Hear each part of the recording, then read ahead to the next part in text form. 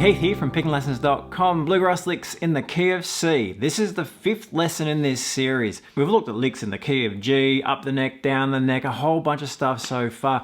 This lesson is all about the key of C. So basically we're working around the 1, 4, 5 chords in the key of C. So we have C, F and G, and that's what we're dealing with. Pretty heavily leaning on the C chord though. We've got a bunch of great ideas in this example solo. We're going to break down and we'll pull them apart.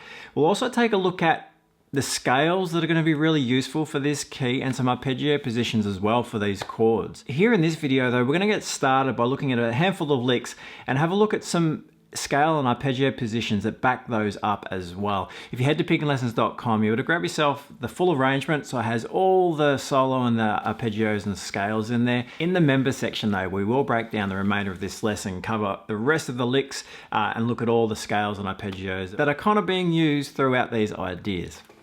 Okay, let's have a bit of a look. So we are in just the key of C. Now, of course, if you did want to capo this up in a different position and play C shapes, that's going to work too. But we are dealing with this open position C. The first thing we're going to do is just have a look at a few licks. So we'll have a look at basically what's happening in these first few measures. And really what's going on here is we're playing around the C shape. So we're very heavily leaning on the shapes of the chords that we're using. So in this case here, we're going to have 3 measures of C that we're dealing with over the open position C chord. So all our notes that we're playing really center around that shape.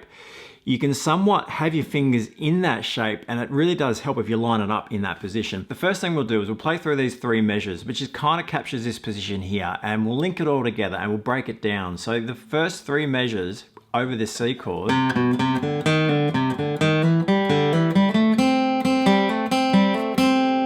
So we've made our way from the low C here on string 5, and we're going to finish up on the octave there of the C on string 2.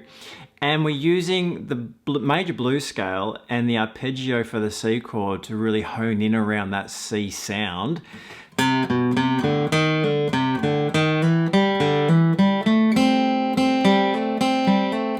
Using slurs, hammer-ons, pull-offs, yeah, all that's going to help. There's a lot of syncopation in here as well. So let's just break down what's happening. We'll learn the lick first. So we'll go measure by measure. So it's really a continuation over the 3 bars, but you can certainly break it down, you know, for the first measure. That could be a great idea for C. So you can chop all these ideas up and reuse them in different ways too, but we're just going to run through how it's notated here. So from the beginning, thinking C shape, so 3rd finger there, we're going to alternate our picking, which is really important, just following the 8th notes. So we have, there's our first measure. So we're back and forth from the C and the B to the D. We're really trying to create length, so we're not in a hurry to get up to the C. We're back and forth, back and forth, back and forth within our scale and arpeggio choices we've got. Okay, so there's that first idea. Going into the second measure, we're going to keep going through sort of the center of the chord before we reach for the first time that C there.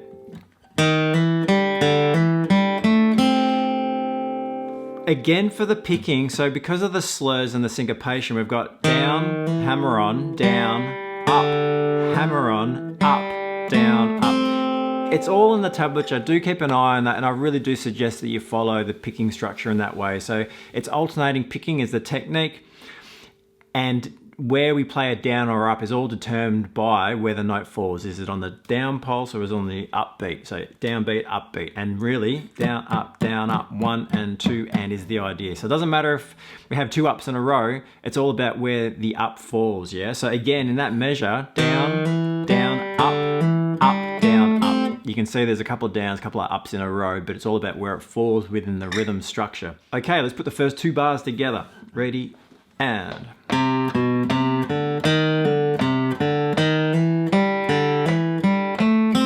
That's a great 2-bar lick, just on its own, yeah?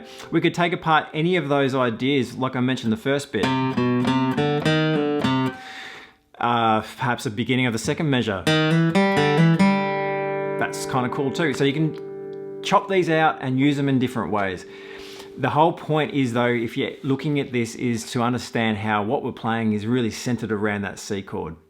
So the fundamental tones we're playing throughout, yes, we're using scales and outside notes, but we're really honing in on the arpeggio itself. Let's just finish this next measure off. So the third measure, we come in on the upstroke on the 1 and, so 1 and 2.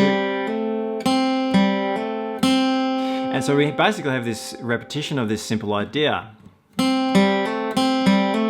2 hammer-ons in there, starting on that offbeat. So 1 and 2 and 3 and 4 and. Notice that the first time we play the hammer-on, it's an downstroke. The second time, it's an upstroke. Again, because of where it falls within the structure of the rhythm. Let's piece all the 3 bars so far together. Ready? And.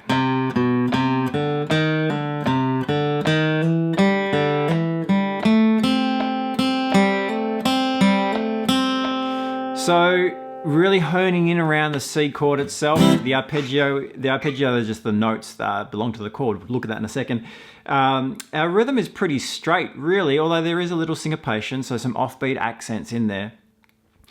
And we're creating length. We're moving back and forth, back and forth, back and forth. We're on a mission to get up to that C, but we weren't in any hurry, and we sort of went up and come back and went up and come back and so on, yeah? Let's have a look at what's going on with the technical stuff behind this lick. So again, we're following this chord structure of C, and the first thing I'm gonna do is look at the C arpeggio in this position. So for this C arpeggio here, we're gonna basically play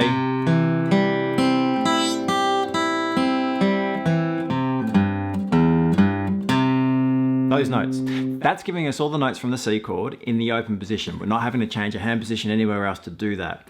And so an arpeggio is just breaking the chordal notes down. So in this case, the C chord has 3 notes, C, E, and G.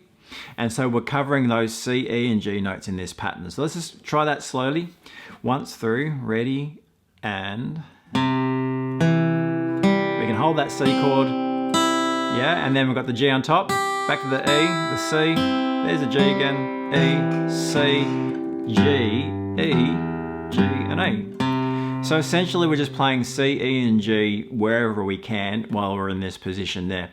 Now, you may not play a lick that covers that pattern directly, but referencing it and understanding it is important. So get to know that.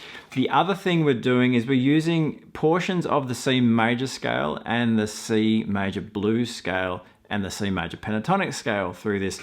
The first thing we might do is just cover the C major scale, so we'll get that foundation right. So we've got the C arpeggio. Now this is the C major scale. The key signature of C, there are no sharps or flats, so we're playing all the natural notes we have, and we're again going to focus on this position here in the open position. So we'll have a slow play through, and you can sit down and work on getting to know this. So from the beginning of the C scale, ready, and.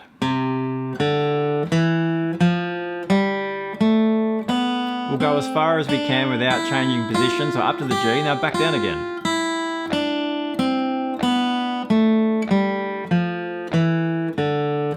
We're going to keep going here, down as low as we can go, down to the E, back, and finish on the C. Get to know those notes. Again, you're probably not going to play a lick like that, although you might use parts of that, and of course you will. But again, understanding those notes and even practicing that for some technical skills, yeah, that's kind of cool and important. Just pointing out, for example, in the first lick, yeah, it's using that portion of the scale. We're bringing some blue notes in the lick as well, and we'll check all that out and sort of discuss that as well in the next part of these lessons.